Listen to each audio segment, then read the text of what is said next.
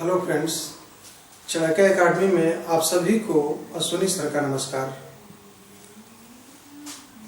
मित्रों, आज हम राजपूत काल का दूसरा भाग पढ़ने जा रहे हैं। फर्स्ट पार्ट पढ़े हुए थे। फर्स्ट पार्ट में अग्नि कुंड से उत्पन्न राजपूतों का उल्लेख किया गया था। सेकंड पार्ट में कुछ शेष बचे हम राजवंशों का उल्लेख करेंगे। इसके तहत पाल वंश, सेन वंश, चंदेल वंश, हिंदुशाही वंश और कलचुरी वंश का हम उल्लेख करेंगे। तो हम सबसे पहले चलते हैं पाल वंश। पाल वंश आप जानते हैं कि हर्ष के समकालीन शशांक था। शशांक की मृत्यु उपरांत बंगाल में अव्यवस्था और अराजकता की स्थिति उत्पन्न हो गई थी। तो ऐसी स्थिति में बंगाल की जनता ने एक गोपाल नामक व्यक्ति को राजा चुना। ध्यान रखने की बात यह है कि ये वंशानुगत राजा नहीं था, जनता के द्वारा चुना गया राजा था गोपाल। और 750 से 770 तक वह बंगाल पर राज्य किया। आप जानते हैं कि पाल शासक बौद्ध मतानुयायी थे। यह भी बौद्ध मतानुयायी था और इसने उदंतपुरी बौद्ध विद्यालय की स्थापना की थी। कई बार परीक्षा में पूछा गया है। उदंतपुरी बौद्ध विद्यालय का संस्थापक गोपाल थे। गोपाल के मृत्यु उपरांत उसका पुत्र धर्मपाल 770 से 810 ईस्वी में राजा हुआ। इनके बारे में सबसे प्रमुख बात यह है कि इन्हीं के काल में कनौज या महोदयश्री पर अधिकार करने के लिए त्रिपक्षीय संघर्ष शुरू हुआ था। और इस त्रिपक्षीय संघर्ष में सर्वाधिक भाग इन्होंने ही लिया था, धर्मपाल ने ही लिया था। यह भी इनके बारे में उल्लेख मिलता है कि प्रतिहार शासक वत्सराज ने पराजित कर दिया और राष्ट्रकूट शासक ध्रुव ने भी पराजित किया था। लेकिन जब राष्ट्रकूट शासक ध्रुव ने वत्सराज को पराजित किया तो इस स्थिति का लाभ उठाकर धर्मपाल ने कनौज में सत्ता परिवर्तन कर दिया। अर्थात कनौज की गद्दी पर इंद्रायुध को हटाकर चक्रायुध को स्थापित किया और उत्तर भारत के सभी राजाओं को उस दरबार में बुलाया था, उस सभा में बुलाया था, जिसका उल्लेख गुजराती कवि सोढल ने अब कहा है। उसमें इन्हें उत्तरापथ का स्वामी बताया है धर्मपाल को। धर्मपाल के बारे में एक और विशेषता है कि इसी के द्वारा विक्रमशिला और सोमपुरी विद्यालय की स्थापना की गई थी।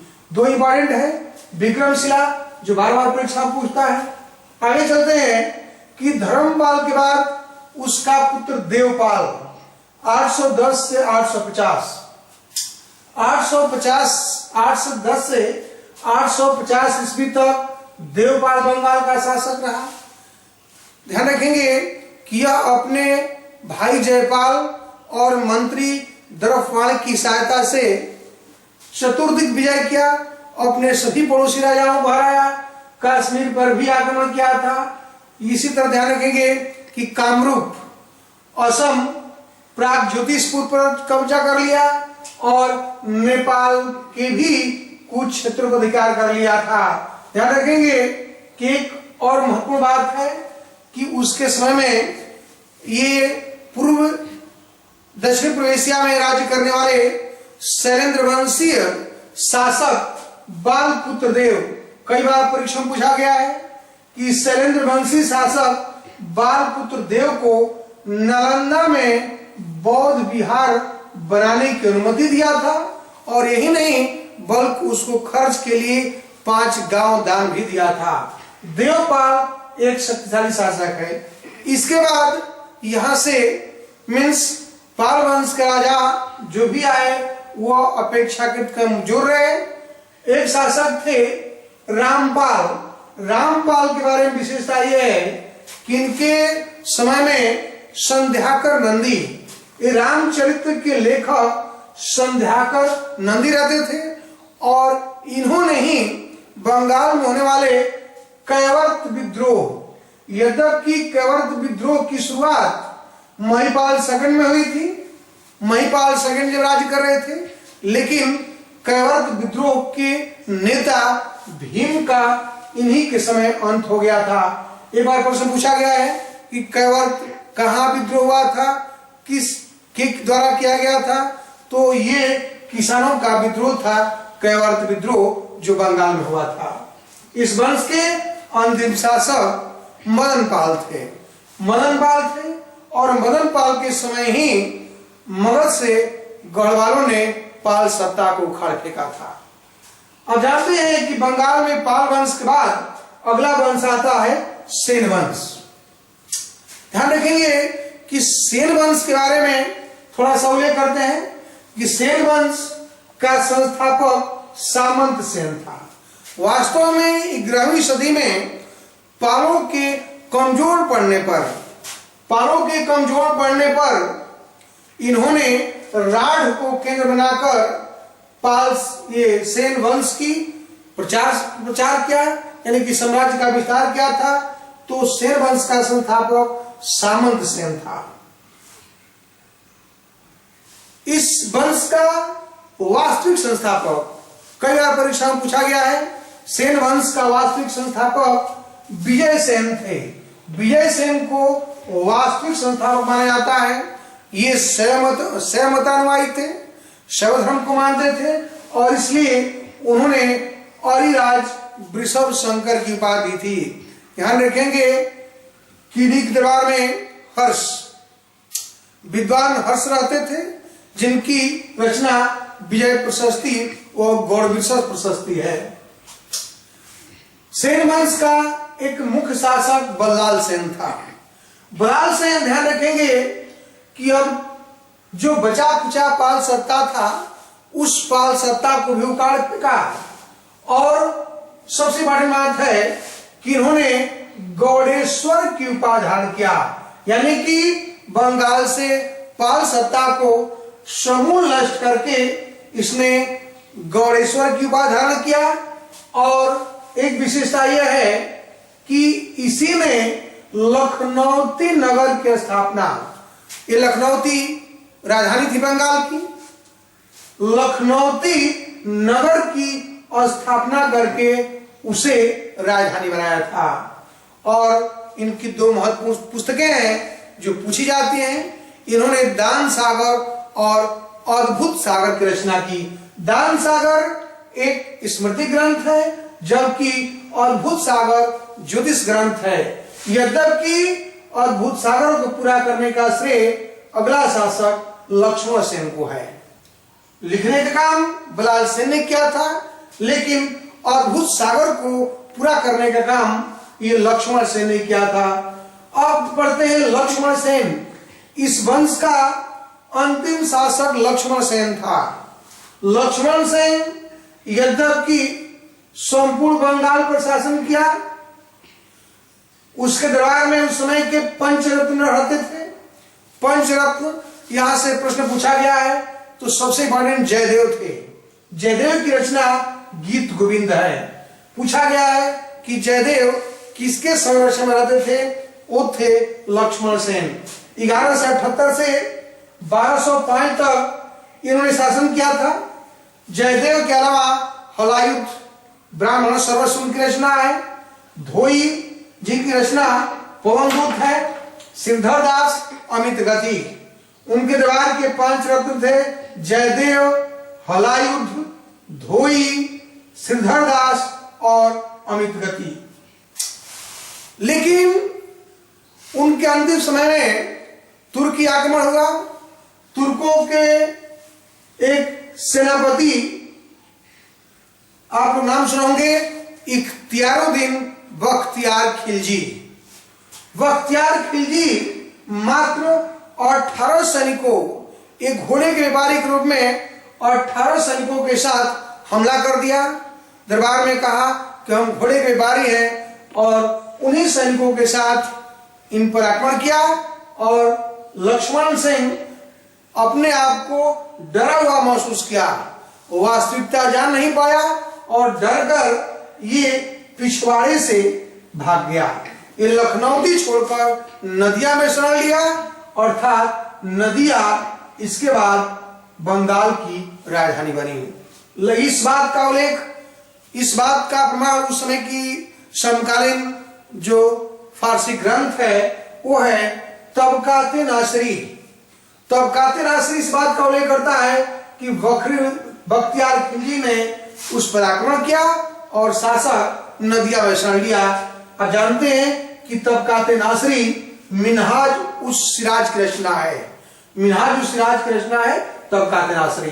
अब पढ़ते हैं अगला, जेजाक भुक्ति के चंदेल वंश। जेजाक भुक्ति के चंदेल वंश, ध्यान रखेंगे कि बुंदेलखंड का ही प्राचीन नाम जेजाक भुक्ति है, जिसकी स्थापना चंदेल शासक जेजक ने किया था। इस वंश का संस्थापक ननुक था, लेकिन वास्तविक संस्थापक धंगदेव था और धंगदेव ने ही राजधानी कालिंजर से खजुराहो स्थानांतरित किया था। यानी कि इस समय राजधानी खजुराहो हो गई। खजुराहो को मंदिरों का नगर तथा धंगदेव को मंदिरों का निर्माता कहा जाता है। कई बार प्रश्न पूछा गया है, धंगदेव को मंदिरों का निर्माता और खजुराहो को मंदिरों का नगर। लगभग यहाँ पर 300 मंदिरों का निर्माण हुआ।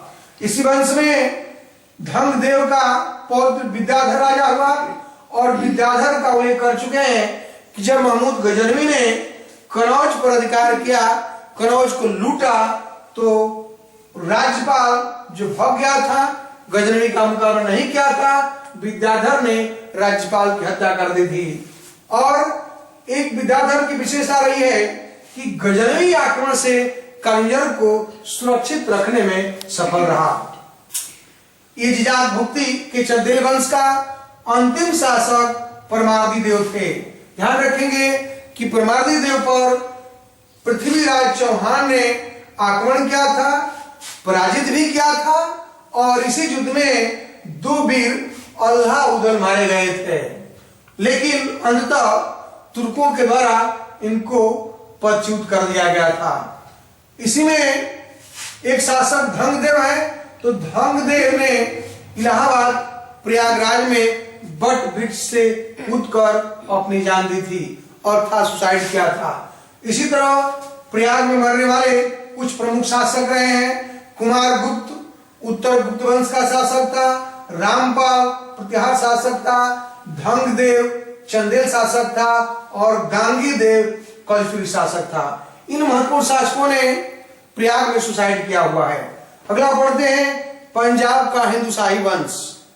ध्यान रखेंगे कि 9वीं शताब्दी में, 9वीं सदी में सिंध नदी के आसपास के क्षेत्रों, सिंध प्रांत के क्षेत्रों पर कब्जा करके मुल्तान को केंद्र बनाकर कलर ने पंजाब में हिंदुशाही वंश की स्थापना की।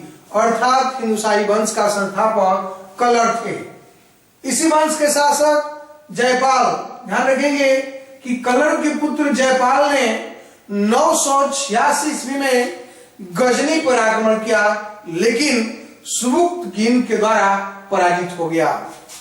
फिर 1001 ईस्वी में सुबुक्तगिन के पुत्र महमूद गजनवी ने आक्रमण किया था और जब जयपाल से युद्ध के हजाने के रूप में 150 हाथी तथा बहुत बड़ी धनराशि की मांग की, तो गर्विला राणा अपने आप को अपमानित महसूस किया और उसने आत्महत्या कर दी। प्रश्न पूछा गया है, यद्यपि हिंदुशाही वंश के बाद के शासकों आनंदपाल, त्रिलोचनपाल और भीमपाल ने तुर्कों के विरुद्ध असफल प्रयास किया, अंततः पंजाब को तुर्की साम्राज्य का भाग बना लिया गया। अब पढ़ेंगे चेदी का कलचुरी वंश। थोड़ा सा उल्लेख करना चाहते हैं कि 932 ईस्वी में अल्पतगी नामक व्यक्ति ने गैनी स्वतंत्र गैनी राज्य की स्थापना की थी। उसी का पुत्र सुबुक्तगीन था और सुबुक्तगीन का ही पुत्र महमूद गजनवी था। अब पढ़ते हैं चेद का कलचुरी वंश। ये चेद के कलचुरी वंश, भारत में कलचुरियों की 3 शाखाएं थी। एक पूर्व में रतनपुर, पश्चिम में त्रिपुरी और उत्तर में गोरखपुर। रतनपुर बिलासपुर है। ध्यान रखेंगे कि सबसे इंपॉर्टेंट ये पश्चिम के, ये त्रिपुरी के कलचुरी थे। इनका राज्य चंदेलों के राज्य के दक्षिण में था और त्रिपुरी कलचुरियों की राजधानी थी। और कोकल फर्स्ट इसका संस्थापक, युवराज, एक महत्वपूर्ण शासक जिसके समय राजशेखर आए थे और इन्होंने 64 जोगनियों के मंदिर बनाया था। गांगेयदेव इस वंश का सबसे महत्वपूर्ण शासक था जिसने विक्रमादित्य की बात धारण किया था और यह भी इलाहाबाद में सुसाइड किया हुआ था। आप ये 2 पार्ट के अंतर्गत हम राजपूत काल समाप्त कर लिए हैं और आगे का वीडियो हम पढ़ेंगे दक्षिण भारत का इतिहास। तब तक के लिए धन्यवाद।